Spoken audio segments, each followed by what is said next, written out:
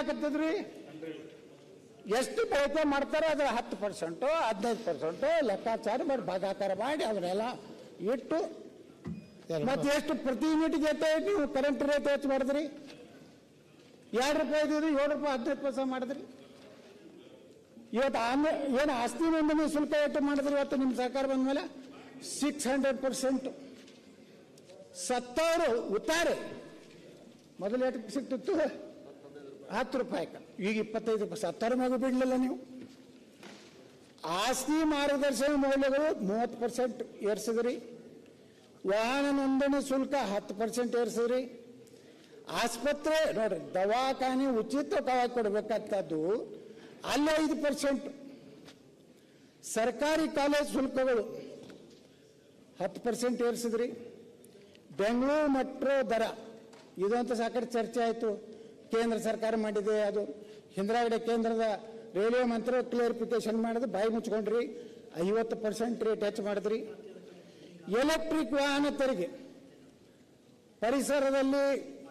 ಪರಿಸರ ಹಾಳಾಗಬಾರ್ದಂತ ಹೇಳಿ ಇಲೆಕ್ಟ್ರಿಕಲು ಸೌರಶಕ್ತಿಗೆ ನಾವು ಸಪೋರ್ಟ್ ಮಾಡಬೇಕಾಗಿಬಿಟ್ಟು ಅವಕ್ಕೆ 10% ಟ್ಯಾಕ್ಸ್ ಹೆಚ್ಚು ಮಾಡಿದ್ರಿ. ವಿದ್ಯುತ್ ದರ ಹಿಂದೆ ನಮ್ಮ ಸರ್ಕಾರ ಇದ್ದಾಗ ಇರುವ ದರಕ್ಕಿಂತ 14.5% ಏರಿಸಿದ್ರಿ. ನೀರಿನ ಶುಲ್ಕಗಳು 30% ಏರಿಸಿದ್ರಿ. ಆಸ್ತಿ ತೆರಿಗೆ 25% ಏರಿಸಿದ್ರಿ. ಹಾಲಿನ ಬೆಲೆ 15% ಏರಿಸಿದ್ರಿ. ಬಸ್ ದರಗಳು 15%. ಯಾರು ಕೊಡೋದು ಬಸ್ಸಿನ ದರ? ಅಲ್ಲಿ ಹೆಣ್ಮಕ್ಳು ಪುಕಟ್ ಕೊಡ್ತೀರಿ, ಇಲ್ಲಿ ಗಂಡಸರಿಗೆ ರೊಕ್ಕ ಕೊಡತ್ತೀರಿ. ಯಾಕೆ ಏನು ಗಂಡಸರು ಏನು ತಪ್ಪು ಮಾಡ್ಯಾರ? ಈಗ ಅಲ್ಲಿ ಮೈಸೂರಲ್ಲಿ ನಾನು ನೋಡಿದೆ ಮಾನ್ಯ ಪೇಪರ್ನಾಗ, ಇದು ಪುರುಷರಿಗಾಗಿ ಕಾಯ್ದಿರಿಸಿದ ಸ್ಥಳಗಳು ಅಂದ್ರೆ ಹೆಣ್ಮಕ್ಳು ಕುಂಡ್ರಬಾರದು, ಮಹಿಳೆಯರಿಗಾಗಿ ಅಂತ ಮಹಿಳೆಯರಿಗಾಗಿ ಹೇಗೆ ಪುರುಷರಿಗಾಗಿ ಆಯ್ತು. ಈ ಪುರುಷರಿಗೆ ಹಾಕಿ ಅಸಮಾನತೆ, ನೀವು ಸಮಾನತೆ ತರಬಿಟ್ಟು ಉಲ್ಟಾ ಮತ್ತೆ ಅಸಮಾನತೆ ತರ್ಲಕತ್ತೀರಿ. ಅಷ್ಟೇ ಅಲ್ಲ, ನಮ್ಮ ಸಂತೋಷ್ ರಾಡೋರು ಇದ್ದಂಗೆ ಇಲ್ಲಿ ಆ ಪಾಪ ಬಿಯರ್ ಕುಡಿಯೋರಿಗೆಲ್ಲ 45% ಏರಿಸಿ ಅವ್ರು ಸ್ಟ್ರೈಕ್ ಮಾಡಿದ್ರು. ಬೆಳಗಾವಿ ಅಧಿವೇಶನದಾಗ ಅಧ್ಯಕ್ಷರೇ, ನಮ್ಮ ಮದ್ಯಪಾನೀಯರ ಸಂಘದಿಂದ ಸ್ಟ್ರೈಕ್ ಮಾಡಿದ್ರು. ನಮ್ಮ ಎಲ್ಲ ಬೆಲೆಗಳನ್ನು ಏರಿಸಿದ್ದಕ್ಕೆ ಸರ್ಕಾರಕ್ಕೆ ಧಿಕ್ಕಾರ.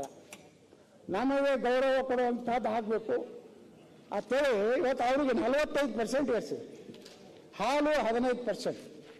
ಅಂದರೆ ಒಂದು ಕಡೆ ಕೊಟ್ಟಂಗೆ ಮಾಡಿದ್ರಿ, ಇನ್ನೊಂದು ಕಡೆ ಅದೇ ಜನರಿಂದ ಯಾರು ಪ್ರಾಮಾಣಿಕವಾಗಿ ಕರ ತುಂಬೋರೋದಾರ ಅವ್ರ ಮೇಲೆ ಹೊರೆ ಹಾಕುವಂಥದ್ದು ಮಾಡಿ ಈ ರೀತಿ ಇವತ್ತು ಬಹಳನ ಹೇಳ್ತೀವಿ. ಅಹಿಂದ ಸರ್ಕಾರ, ಇದು ಅಲ್ಪಸಂಖ್ಯಾತ ಹಿಂದುಳಿದ ದಲಿತ ಸರ್ಕಾರ, ಇದು ಬಾಬಾ ಸಾಹೇಬ್ ಅಂಬೇಡ್ಕರ್ ಅವರ ಏನು ಕನಸಿನ ಯೋಜನೆಗಳನ್ನ ಮತ್ತೆ ಓಕೆ ಅಂದ್ರೆ ಚಾಲು ಮಾಡಿದ್ರೆ ಅಧ್ಯಕ್ಷರ ಓಕೆ ಅನ್ಬೇಡ್ರಿ.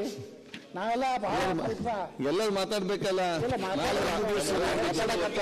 ಶಿವಲಿಂಗೇಗೌಡರು ಏನೇ ನ್ಯಾಯವನ್ನು ಒದಗಿಸಿದ್ರು ಅದೇ ನ್ಯಾಯವನ್ನ